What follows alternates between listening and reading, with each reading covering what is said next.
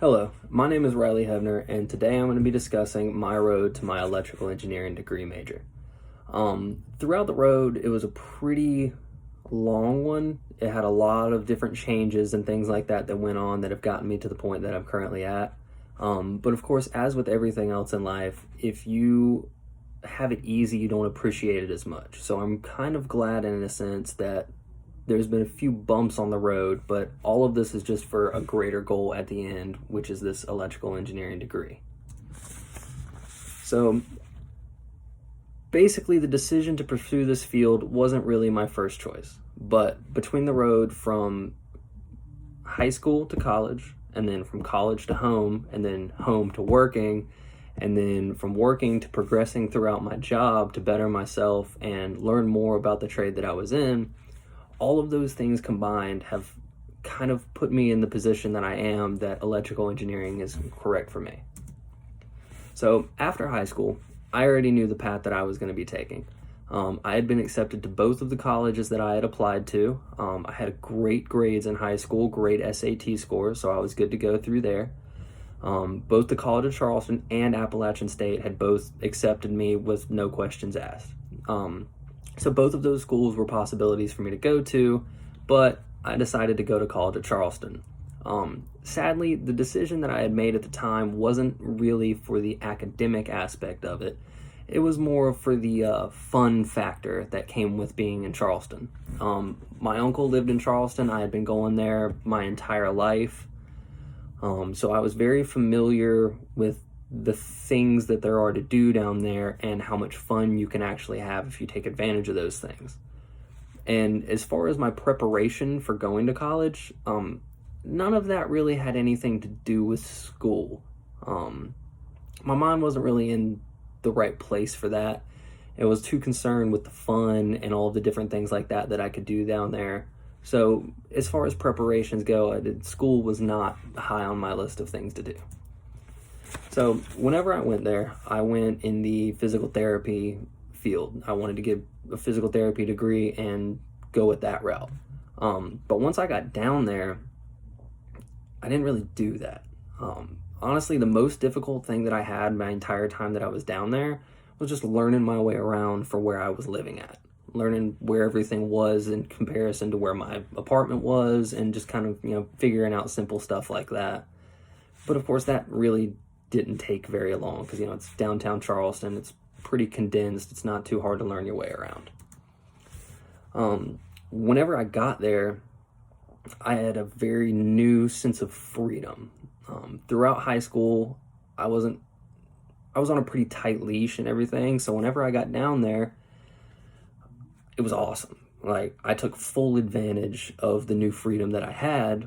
I mean, any time of the day, any day of the week, I could do whatever I wanted, whenever I wanted to do it, and there was really nobody there to tell me that I couldn't do it.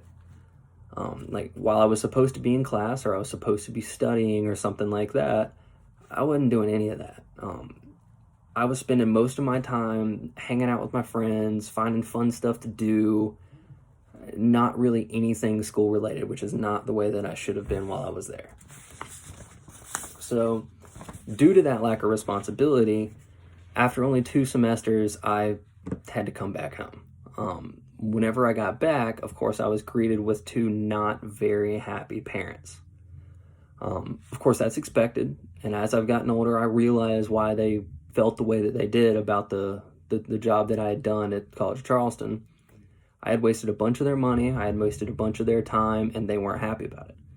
So with that, whenever I moved back home, my dad told me that I'm not going to live in his house for free, that I need to get a job, I've got bills to pay, it's time for me to learn some responsibility. And so with that, I had to get a job. I didn't have a job, I didn't have any money, I had nothing to offer. So I tried to get a job. So conveniently enough, I was talking to my father about needing a job to be able to pay those bills that he requested. And he had mentioned to me that through his work, he had made a friend who actually owned his own electrical service company, and that he was hiring. So he recommended that I go there, I fill out an application in person right there and turn it into them just to show them that I wanted the job. And I did. And they hired me right there on the spot, said, when can you start? And I said, I will be here the next workday. And that's what I did. And with that, my position as an electrician's helper started there. Starting off as an electrician's helper isn't really that great. You basically are at the bottom of the totem pole. You do all the dirty, crappy, nasty, hot work that nobody else really wants to do, and you don't really have a say-so in it. You got to do it because you're at the bottom of the totem pole. Even though it included all of that not very fun work, looking back on it, it's a good thing to have to do that. It gave me a much larger appreciation for the things that I've learned over time and the skills that I've also learned with that. And as time went on, I learned the trade. I learned how to handle jobs. I learned how to complete jobs. I learned what needed to be done, why it needed to be done, and the best way to go about doing it. And with doing that and learning more, I progressed in my position. I went from being a bottom, green as could be, fresh out of school helper to becoming a top helper, which basically just means that I'm almost a full technician. And then I even made it to the point where I'm a full technician. I've got my own service truck. I run calls. I schedule jobs. I figure out what needs to be done, what materials are needed, and I do it all. So that's a very good thing to be able to do, to be able to progress and learn that. It gives a great appreciation for the job that you have.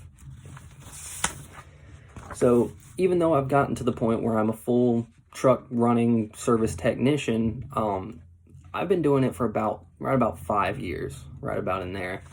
And although it's an amazing thing to know how to do and it will be used the rest of my life, I'll always have that knowledge and that skill set to be able to get jobs accomplished, I decided that I wanted better. My mom had been talking to me about it for a long time, that I need to go back and I needed to get a degree so that way I could better myself for the future.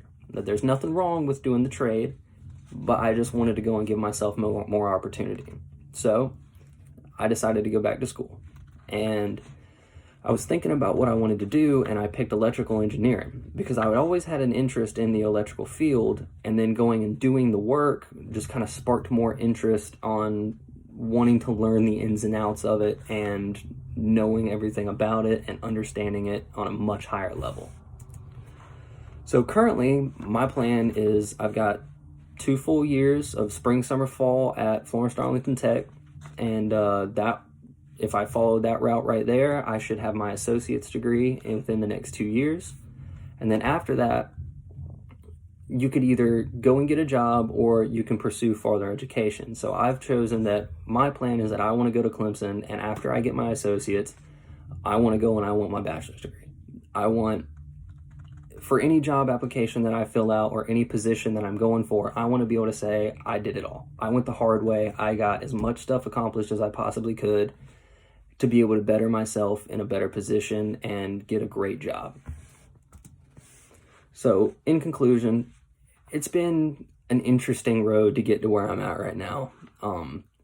Lots of things that I basically did to myself. A lot of bad positions that I put myself in, a lot of bad decisions that I've made, and it's all on me. And it's put me into the position that I am, where I have a great appreciation for what I'm doing now.